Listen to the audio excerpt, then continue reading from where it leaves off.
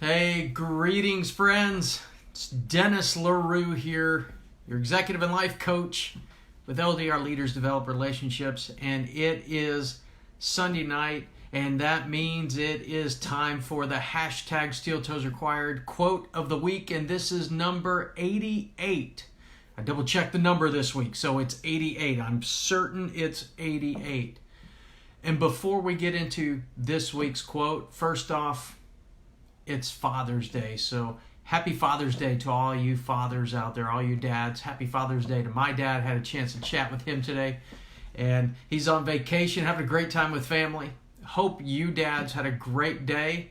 Hope you enjoyed your meals, gifts, or just time to relax. Whatever it was that you did today, what your family did for you. I hope it was a great day for you. And what a blessing all of you are. Chuck, Nathan, Diane, so good to see you tonight. Now this week's quote. Before I begin, let me just say this. I've seen a lot of posts saying, hey, what's the big, information you've ever taken away from your dad? Here's the one that has stuck with me the most that my dad has said to me over the years. I can remember saying things, dad asking me to do something. I would say, I can't. And he would always say this. He would say, can't, never could do anything. Let that sink in for me. Can't, never could do anything. And I always remember that. I remember it to this day. And you know what? Here I am, an executive and life coach, and can't, never could do anything. It's the power of being a coach, getting uncomfortable. So set that aside. We're going to save that quote for another day. That's a great quote. We're going to use that one. But this week's quote, you've heard me say, if you've been listening to me at all this week during LaRue on the Street or with my friend, I saw Nathan Cook there, DNA Today. I mentioned this at the very end of that session of DNA Today. And here's our quote. It's this. Our problems in life are not due to education or information. They're mainly due to application and execution. I'll say that again. Our problems in life are not due to information and education. Our problems are due to application and execution. Let that sink in for a minute. There's a lot there to unpack. And I blogged about it this week, so when the link is up and ready, I'll post it and you can go to the blog. But think about this for a minute. There's power here. When we think of power, I grew up listening to Schoolhouse Rock, and you've heard me say this before. Knowledge is power, right? That's what we've been told. Information is power. Education is power. And it is power. Potential power. Because without application and execution, all that power resides within you. But when you apply it and you do it, that's when that power is unleashed. Think about that for a moment. Hey, Melanie, Lisa, I saw you there too. Think about that. Potential power. Because application execution without information is misguided. There's no guide to it.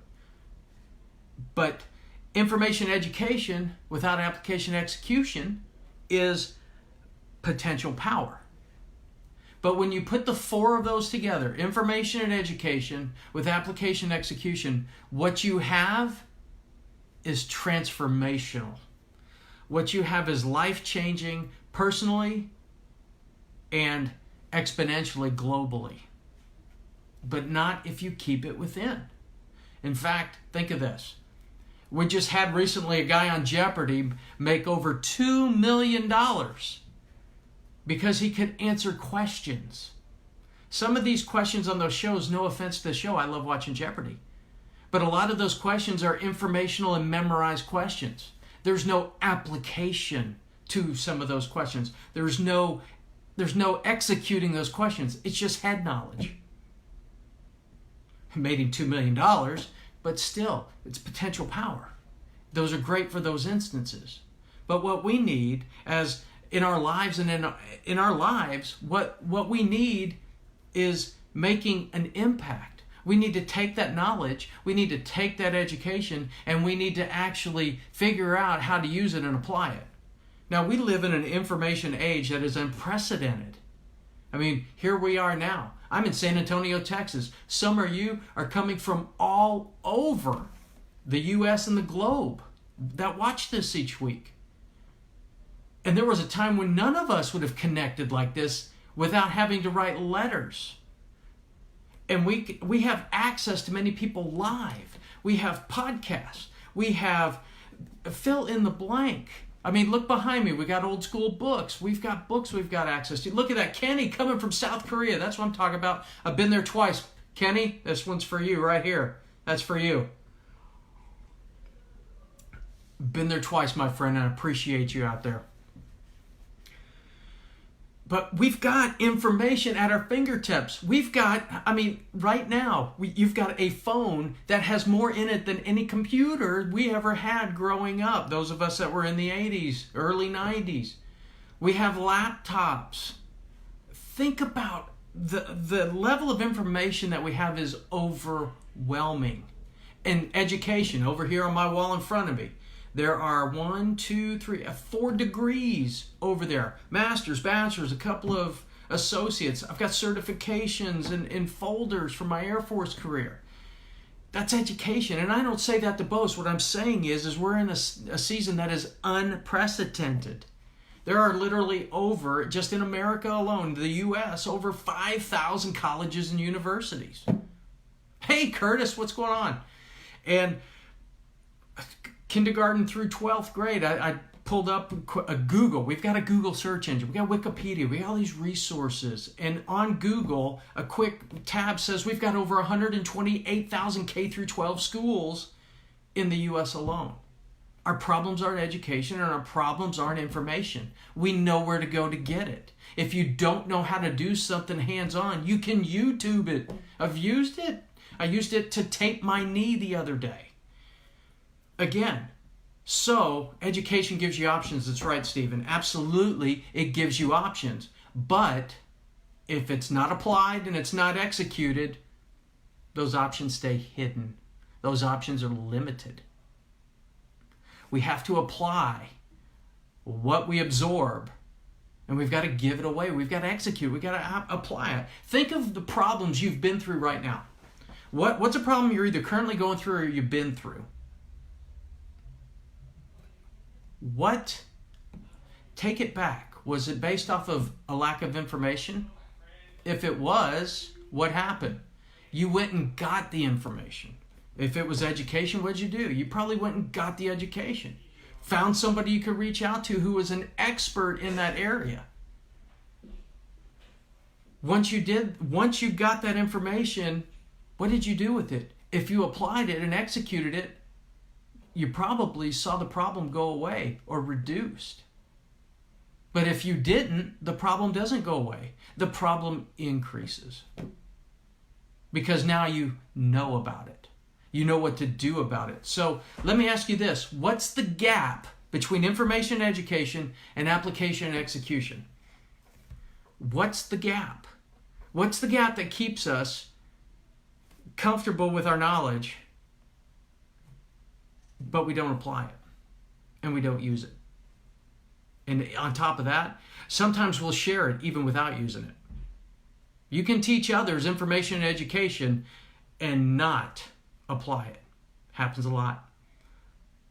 Think about teachers you know. I can think of right now during my Air Force career, somebody teaching me on leadership who had never supervised anybody, who had never actually supervised anybody. How can you teach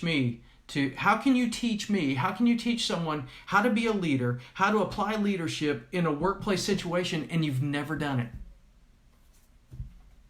That's a credibility issue. But what's the gap? What's the gap between? Think of these gaps. Here's one. Sometimes we assume that education and information actually lead to application execution. We assume it. We just assume I know it, therefore I can do it. It's not true. Or I should do it. There has to be an intentional action to do, right?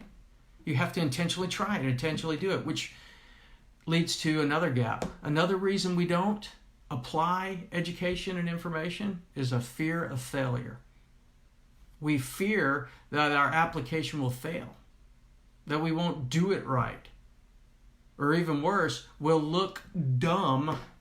We won't look good doing it. And then we fear criticism. That's a third thing.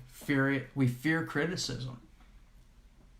And for some of us, the reason we don't apply and execute is we want to be the keeper of the knowledge. We want to be the knowledge hoarder. We want to be the source everybody goes to for the information, even though we haven't done it. So we try not to do it because we just want to hoard the knowledge.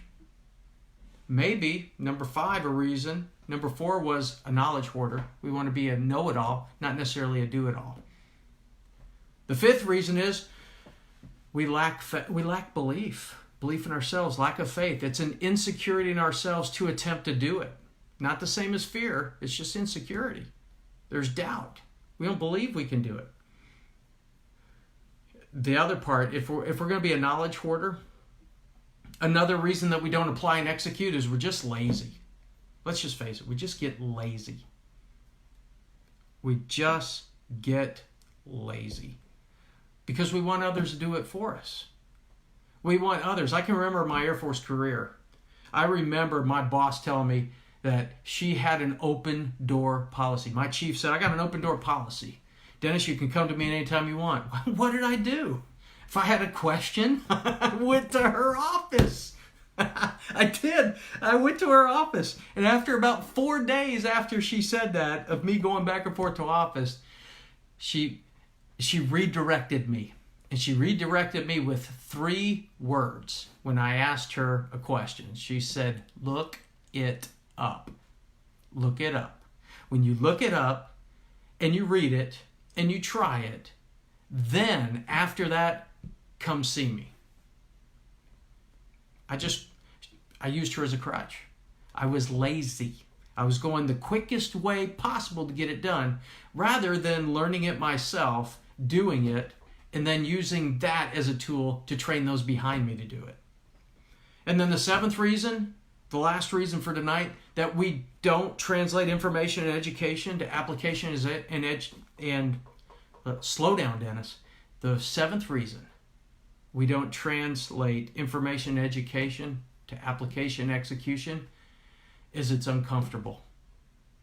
We don't like change. We naturally don't like change. We want to be comfortable. And applying new information and taking different action requires us to get uncomfortable. And it goes back to that fear of failure, that fear of criticism, that stepping out in belief, that stepping out in faith, fighting doubt. We have to get uncomfortable. And you've heard me say this before. In order to grow, and in order to make a difference, in order to get from where you are to where you want to be and impact those around you, you have to get comfortable being uncomfortable. That's just the way it is in order to make an impact. If you don't want to get comfortable being uncomfortable, then this gap that we talked about, this application execution, then you can just stay in the information and education zone. That's because that's where you're going to be. Ooh, that's really good, Lisa. Lisa says, a problem I find is that people won't give me the opportunity to apply what I've learned because I don't have the experience behind the education. That's a great point. And so for leaders out there, for leaders in an organization, this is for you. You have to get uncomfortable releasing the reins of the organization to others in the organization. You have to give your folks an opportunity, especially when they've been given the opportunity for the education. They've got the education, they've got the certification, they went through the HR process, and you've actually looked at their application and all of their achievements. I'm going to assume you've interviewed them, or you've had an initial session with them to learn more about them. Leaders, you have to take a risk too. You've got to take a risk and allow them to apply their knowledge and their education into the organization. And you can help them with that. If you're positioning them in the organization to utilize those skill sets and that knowledge base, then let them go. Let them go. Monitor them. Keep an eye on them. Provide correction when you need to, but you got to allow them to use that information. Because when you don't do that, you're locking up their potential power. And they're hitting a lid. The law of the lid, John Maxwell says.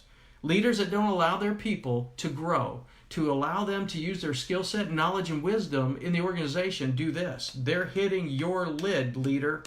And eventually they're going to get tired of hitting your lid, and they are going to leave. There's only so long before they're going to find somewhere else where they can be utilized more effectively, more efficiently, and have more job satisfaction and impact. And then for you, Lisa, the key here is patience and looking for your moment where you can use that, and building those relationships and picking those targeted moments when you can display that knowledge and that education and that expertise in that moment to create that credibility moment. That's what I see in this moment. That's a great point, Lisa. That's really good. That is really, really good. And so let me ask you this. Which gap, which area of the 7 resonated with you? And why did it resonate with you? What action step do you need to take to move from information and education to application and execution? What came to your awareness with application and execution? What do you need to do? What step do you need to take? What action maybe have you been putting off because of a fear of failure or criticism or doubt? Because you holding back your wisdom, your education, your application actions actually is holding back impact that could affect others' lives, could affect your business, could affect where you work and those around you. You're actually holding back potential power. You're holding back transformational power. You're holding back the opportunity for you in the organization to grow and go and fulfill its purpose. Because there's a reason you're there and there's a reason they're there. It's the idea of being salt when I share the blessing. It's about being salt. Making people hunger and thirst for the knowledge and wisdom you have, but also how you apply it. Because you know what? When you apply knowledge and education, and when you take action on it, you know what you gain from that? It starts with a W. Wisdom. You gain wisdom. And wisdom is worth. Gaining wisdom is critical. How do you gain wisdom? It's applying the information. It's taking action on the education and information that you've gleaned. And get wisdom. You must get wisdom. And so now, with all of that said,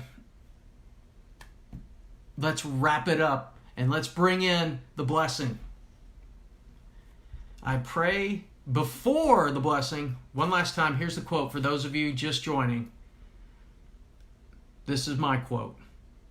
Our problems are not based on a lack of information or education.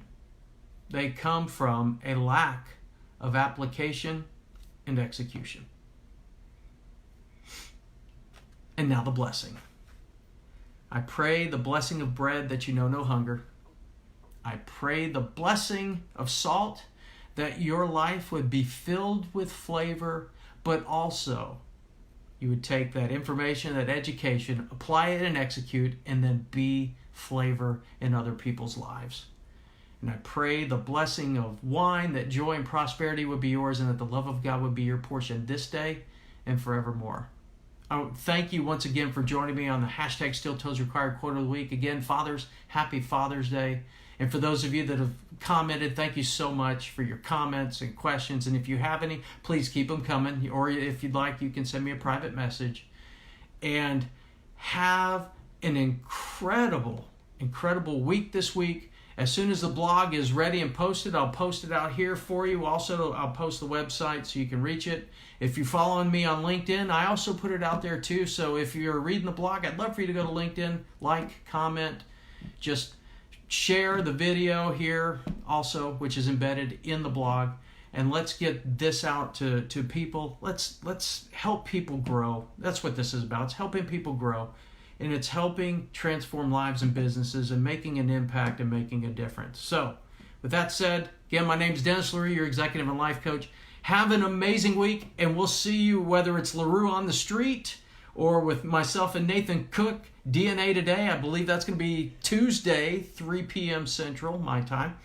And also the hashtag steeltoesrequired quote of the week, this time, same time, next Sunday. All right, blessings to you, and bye for now.